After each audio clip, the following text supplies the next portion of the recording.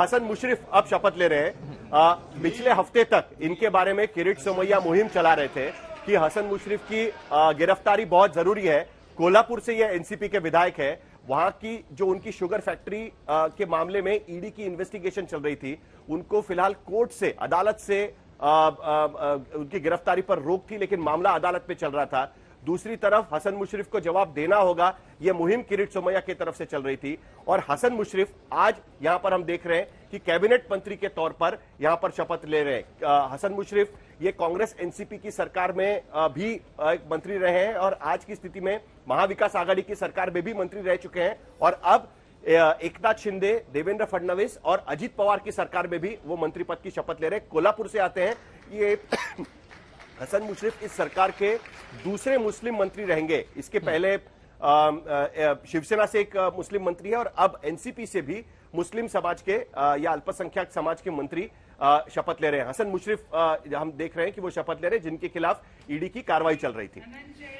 बिल्कुल, एक तरह से अब तो महागठबंधन कह लीजिए या महाविकास आघाड़ी, क्या आपको लगता है साहिल, अब एनसीपी, कांग्रेस और शिवसेना कभी हुआ करती थी, अब तो भारतीय जनता पार्टी, एकनाथ शिंदे खेमे वाले पूरे शिवसेना और एनसीपी के तमाम जो विधायक और जो कि शपथ भी ले चुके हैं बतौर डिप्टी सीएम अजित पवार, अब तो ये ज्यादा महाविकास आघाड़ी, किस तरह से इसको एनालाइज करेंगे आप?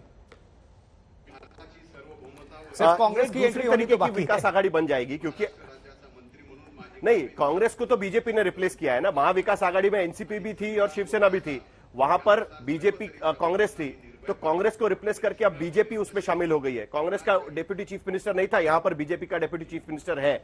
अगले जो मंत्री है वो बड़े इंटरेस्टिंग है, धनंजय मुंडे हैं। धनंजय मुंडे पंकजा मुंडे के खिलाफ चुनाव लड़कर परली से जीते थे, परली चुनाव क्षेत्र से, और पंकजा मुंडे को के विरोध में ही उन्होंने बीजेपी छोड़ी थी। उनका यह कहना था कि गोपीनाथ मुंडे, उनके चाचा, पंकजा मुंडे के हाथ में सारी कमान सौंपने की कोशिश कर रहे हैं और ये उन्हें मंजूर नहीं था, इसीलिए वो एनसीपी में शामिल हो गए थे। और आज उसी पार्टी के साथ में धनंजय मुंडे वहां पर शपथ लेते नजर आ रहे हैं। हालांकि धनंजय मुंडे और देवेंद्र फडणवीस काफी करीबी माने जाते हैं राजनीति में। दोनों ने भारतीय जनता युवा मोर्चा में एक साथ काम किया था, एक समय पे दोनों साथ में पदाधिकारी भी थे उसमें, और आज दोनों एक साथ मंत्री भी बनेंगे। अब तक ये सहयोग नहीं हुआ था। देवेंद्र फडणवीस के विरोध में ये नेता विपक्ष रह चुके हैं विधान परिषद के, महाराष्ट्र विधान परिषद के 2014 से 2019 तक, और आज उनके साथ में मंत्री के तौर पर शपथ ले रहे हैं, कैबिनेट मंत्री के तौर पर शपथ ले रहे हैं।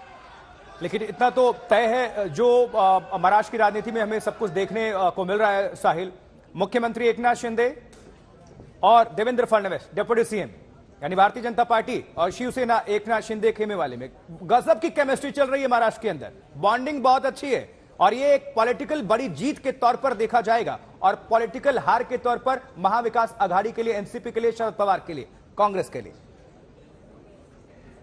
देखिए, जो 2019 में हुआ था उसका एग्जैक्ट उलटफेर हम आज की स्थिति में देख रहे हैं, जिसे हम कहते हैं ना मिरर इमेज। एक तरीके से 2019 में भी 3 ऐसे लोग साथ में आए थे कि जो लोग साथ में आएंगे ऐसा किसी ने सोचा ही नहीं था, और 2023 में हम लोग वही चीज देख रहे हैं जून महीने में। और पिछले साल भी बराबर एक साल पूरा हो रहा है एकनाथ शिंदे की बगावत को, और आज ही के दिन आज से ही एक साल पहले एकनाथ शिंदे की बगावत हुई थी और उसके बाद उनकी सरकार बनी थी, और बराबर एक साल के बाद आज हम देख रहे हैं कि अजित पवार अब विधायकों के साथ मिलकर इस सत्ता में शामिल हो रहे हैं। ये बहुत बड़ी बात यहां पर नजर आ रही है। सबसे बड़ी बात खास करके नजर आती है कि इस मंत्रिमंडल में वो सारे लोग शामिल हैं जो एक जमाने में बीजेपी के साथ नहीं जाना चाहिए, उसको लेकर अटकलें लगा के रखे थे। मैं कुछ लोगों का जिक्र कर रहा था कि जो यहां पर उपस्थित नहीं है, तो अनिल देशमुख यहां पर उपस्थित नहीं है, जयंत पाटिल यहां पर उपस्थित नहीं है, रोहित पवार यहां पर उपस्थित नहीं है, जितेंद्र आवाड़ यहां पर उपस्थित नहीं है, सुप्रिया सुले वहां पर उपस्थित नहीं है। तो अब इसके बाद पार्टी बनाम अजित पवार, क्या यह लड़ाई हमें देखने मिलेगी? यह देखना अभी तक बाकी है। या शरद पवार बीइंग शरद पवार जिस तरीके से नागालैंड के मामले में समर्थन कर रहे थे कि नागालैंड में क्यों समर्थन दिया गया, क्या उसी तर्ज पर महाराष्ट्र के बारे में भी बात करेंगे और एनसीपी को टूटने नहीं देंगे कि एनसीपी में अधिकृत तौर पर कोई टूट नहीं होगी। पार्टी के अध्यक्ष शरद पवार बने रहेंगे, पार्टी के महाराष्ट्र के अध्यक्ष कोई और बन जाएगा, लेकिन पार्टी बनी रहेगी। लेकिन शरद पवार ये कहते रहेंगे कि देखिए हम बीजेपी के साथ नहीं है, वहां के विधायक जरूर बीजेपी के साथ गए, या फिर अब अजित पवार के साथ सीधे लड़ाई होगी क्या ये बात शरद पवार कर पाएंगे, ये देखना अब बाकी है। बिल्कुल साहिल, निश्चित तौर पर यह बहुत बड़ी पॉलिटिकल हैपनिंग है। लगातार साहिल जोशी हमारे साथ, हमारे सहयोगी जुड़े हुए हैं और जो तमाम आपको तस्वीरें हम दिखा रहे हैं। और साहिल, कमाल की बात यह है कि जब शरद पवार दिल्ली मुख्यालय से उन्होंने अनाउंस किया था 2 कार्यकारी अध्यक्षों का, तो छगन भुजबल उसमें साथ में थे और बहुत डंके की चोट पर कह रहे थे कि हम आगे मजबूती के साथ बढ़ेंगे और अजीत पवार की महाराष्ट्र की बागडोर उनके जिम्मे होगी। लेकिन छगन भुजबल तो खुद ही मंत्री पद की शपथ ले बैठे हैं अजीत पवार के साथ।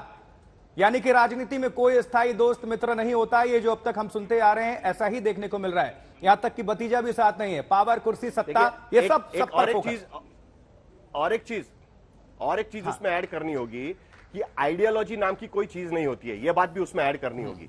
क्योंकि अजीत पवार पिछले कुछ दिनों से यह बात बार बार कह रहे थे। एक लोकल अखबार को जो उन्होंने इंटरव्यू दिया था उसमें अजीत पवार ने यह कहा था कि हम सेक्युलरिज्म पहले ही छोड़ चुके हैं। जिस वक्त हमने शिवसेना के साथ अलायंस करके 2019 में सरकार बनाई, उसी वक्त हमने सेक्युलरिज्म को छोड़ दिया था। तो अब सेक्युलरिज्म के नाम पर हम अलायंस के बारे में सोचना कोई जरूरी नहीं है। और इसकी शुरुआत दरअसल 2-3 महीने पहले हुई थी। आपको याद होगा, हमने आज तक पे खबर चलाई थी कि अजीत पवार नाराज है। अजीत पवार के साथ यही सब विधायकों ने और यही सब मंत्रियों ने जाकर शरद पवार से मुलाकात की थी और उनको यह कहने की कोशिश की थी कि विधायक चाहते हैं कि बीजेपी के साथ जाकर हम सरकार बनाएं, हम उस सरकार में शामिल हो जाएं, ताकि ईडी और केंद्रीय एजेंसीज का जो दबाव उन पर चल रहा है उससे उन्हें छुटकारा मिल पाएगा। और विधायक चाहते हैं कि उन्हें इलेक्शन के पहले कम से कम फंड मिलना पॉसिबल हो पाएगा, जो सरकारी फंड मिलता है। तो लेकिन शरद पवार ने तब उसको मना कर दिया। अब उसके बाद यह मान मनोबल का खेल चलता रहा और आखिरकार अजीत पवार ने कुछ ही दिन पहले जो मीटिंग हुई थी उसमें उन्होंने कह दिया था कि अब वो नेता विपक्ष नहीं रहना चाहते, उन्हें पार्टी में कोई पद दिया जाए। ये बात कहकर महाराष्ट्र प्रदेश के अध्यक्ष के खिलाफ उन्होंने मोर्चा खोल दिया था और अब सीधे जाकर अजीत पवार वहां पर शपथ ले रहे। तो ये मामला पिछले 3-4 महीने से पक रहा था। एक के बाद एक अजीत पवार ने इस पर भूमिका बांधना शुरू कर दिया था। और कैसे ये सेक्युलरिज्म या किसी तरीके के खिलाफ जाकर वो चीज नहीं कर रहे हैं, क्योंकि पहले ही उद्धव ठाकरे और शिवसेना के साथ सरकार वो बना चुके हैं। तो इसके लिए वो इस बात पर बात करने की कोशिश करें। तो आज जाकर हम देख रहे हैं कि वो वहां पर शपथ ले रहे हैं। इसके बाद और 4 मंत्री शपथ लेना बाकी है। उसके बाद शिवसेना, बीजेपी, सुप्रिया सुले की मौजूदगी कहां है, शरद पवार की मौजूदगी कहां है और क्या कुछ जानकारी मिल रही है कि प्रेस कॉन्फ्रेंस कर सकते हैं शरद पवार? शरद पवार ने इससे पहले एक प्रेस कॉन्फ्रेंस की हुई है और उसमें शरद पवार ये कह चुके हैं कि इस मीटिंग के बारे में उन्हें जानकारी नहीं थी।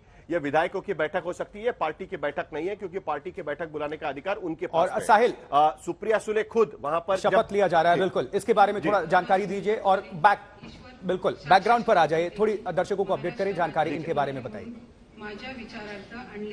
बिल्कुल, ये अदिति तटकरे यहां पर शपथ ले रही है।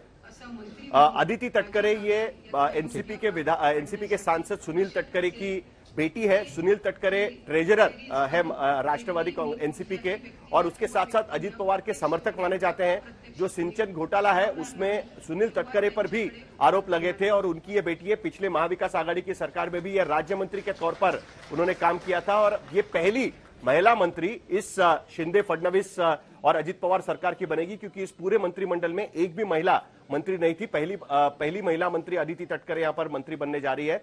और सुनील तटकरे की बेटी जो एनसीपी के ट्रेजरर भी है। तो ये एक और इंपॉर्टेंट बात है कि जहां पर ये शपथ ग्रहण हो रहा है वहां पर एनसीपी के कार्यकारी अध्यक्ष प्रफुल्ल पटेल भी मौजूद है और वहीं पर पार्टी के ट्रेजरर सुनील तटकरे भी यहां पर मौजूद है। ये हम यहां पर देख सकते हैं और उनकी बेटी यहां पर शपथ ले रही है। रायगढ़ से ये जीत कर आती है, विधायक रायगढ़ डिस्ट्रिक्ट से ये जीत कर आती है और अब यहां पर वो शपथ ले रही है।